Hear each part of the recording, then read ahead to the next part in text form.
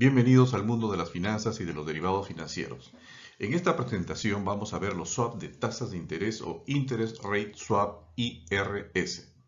Como todos los demás derivados, son contratos que se realizan entre dos partes. Estas pueden ser empresas o pueden ser bancos, donde una de ellas se compromete a pagar una tasa de interés fija y la otra una tasa de interés flotante. El monto de intereses a pagar se van a calcular sobre un monto que se establece previamente. A este le vamos a denominar monto nocional. Y los plazos también serán establecidos previamente y podrán ser, por ejemplo, mensuales, trimestrales, semestrales, anuales, etc. Hemos hablado de dos tasas de interés. La tasa de interés fija, la cual entre las dos partes se acuerdan y que va a ser válida obviamente para todo el contrato. Y la tasa de interés flotante. Se llama tasa de interés flotante porque es una tasa que se está cotizando en las bolsas y por lo tanto cambian en cada instante. La más conocida es la LIBOR o LIBOR, que es una tasa de interés nominal en dólares con base anual a 360 días. En este cuadro podemos ver en la primera columna de la izquierda que se cotiza para desde overnight hasta 12 meses y etc. También podemos ver que estas tasas se cotizan para dólares, pound, o sea, la libra inglesa, el dólar canadiense, el euro, el yen japonés y el euro a 365 días. Veamos un ejemplo. Un swap a 4 años, monto nocional $1.000.000. La empresa A se compromete a pagar una tasa fija del 10% anual y la empresa B a pagar una LIBOR semestral. Los pagos se van a efectuar cada 6 meses. Si las tasas al inicio del swap, digamos que es el 5 de abril del 2010, son tasa fija de 10% anual y la LIBOR a 6 meses 5%, el primer intercambio se va a efectuar recién 6 meses después del inicio, porque así dice el contrato, es decir, el 5 de octubre del 2010. En esta fecha, A va a tener que pagar el monto nocional $1.000.000 multiplicado por la tasa anual dividido entre 2, porque los pagos son semestrales, es decir, 0.10 entre 2, va a tener que pagar $50.000. Mientras B va a pagar el $1.000.000 multiplicado por la LIBOR de esa fecha, que es 5%, es decir, 0.05 entre 2, porque los pagos son semestrales, tendrá que pagar $25.000.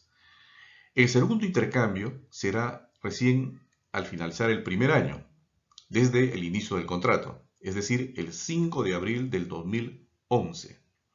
La tasa fija va a ser la misma, porque como hemos dicho, no va a cambiar durante todo el contrato, pero la LIBOR será la que es vigente 6 meses antes de cumplirse el año, es decir, el 5 de octubre del 2010.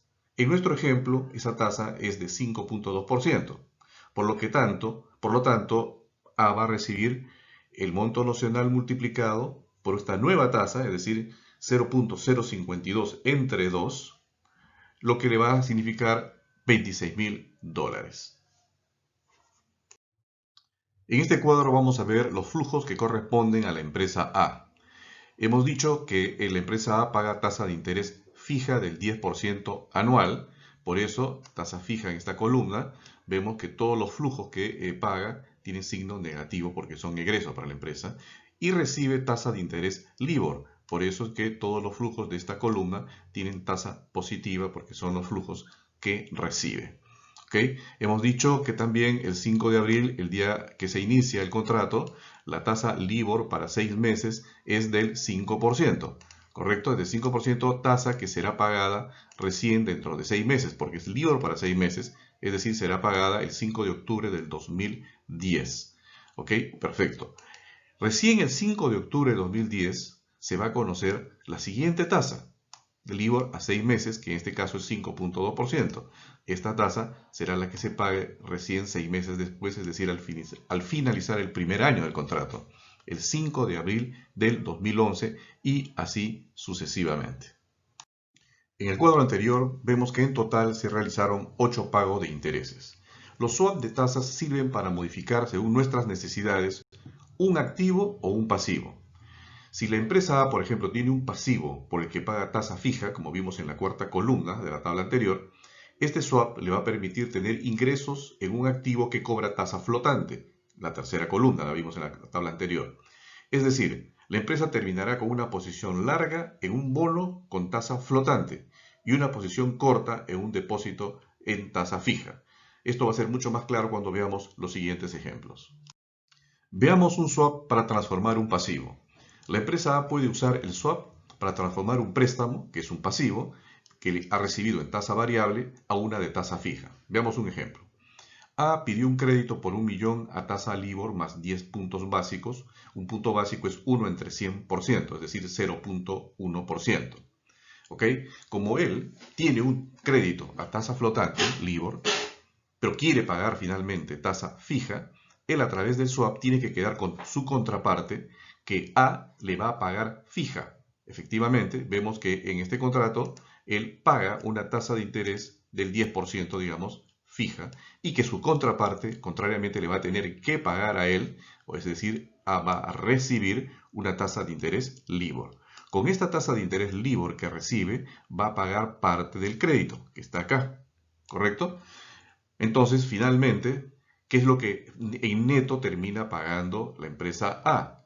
Termina pagando 10% que le pagó a su contraparte y la parte que no fue cubierta, que está acá, ¿no es cierto? Que está acá y que es lo mismo que está acá.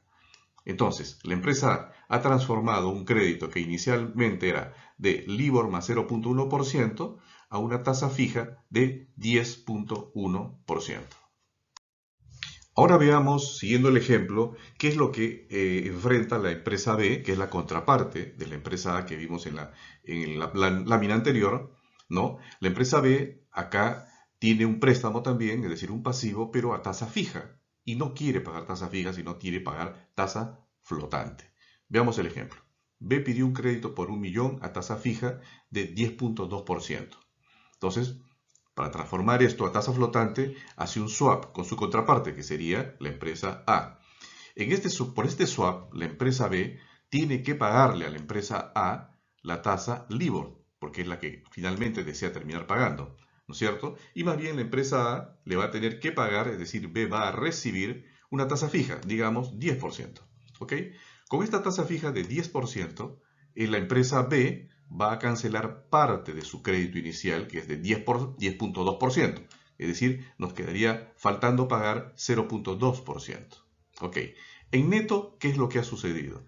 Que la empresa B ha transformado un crédito que era a tasa fija de 10.2% a una de tasa variable donde solamente va a pagar la LIBOR más 0.2%. Este gráfico nos va a mostrar la transformación de tasas fijas a flotantes y viceversa, ¿no? Luego de utilizar el swap. Veamos, la empresa B tiene un contrato por el cual tiene que pagar una tasa fija del 10.2%. A través del swap le está pagando a la empresa A la tasa LIBOR, ¿correcto? La tasa LIBOR. Y la empresa B le está pagando a la empresa B una tasa fija del 10%. ¿Qué hace la empresa B? Con lo que recibe de la empresa A, paga parte de su deuda, paga 10% y le queda solamente restando 0.2%. ¿Ok? ¿Qué ha hecho B entonces? Ha transformado un crédito a tasa fija de 10.2% a una tasa flotante que sería la LIBOR que le está pasando a más el 0.2% que no ha cubierto. ¿Ok? Por su lado, la empresa A tiene un contrato, un pasivo por el cual tiene que pagar la tasa LIBOR más 0.1%. Pero hemos dicho que esta parte LIBOR la cubre con lo que recibe de la empresa B y solamente le queda por pagar 0.1%. ¿Okay? Entonces la empresa B, ¿qué es lo que termina pagando al final? Ha transformado un crédito, una tasa flotante que inicialmente era LIBOR más 0.1%, en una tasa fija, que es la parte que le pasa a la empresa B, que es 10%, más la parte que dijimos que no estaba cubierta, que es 0.1%.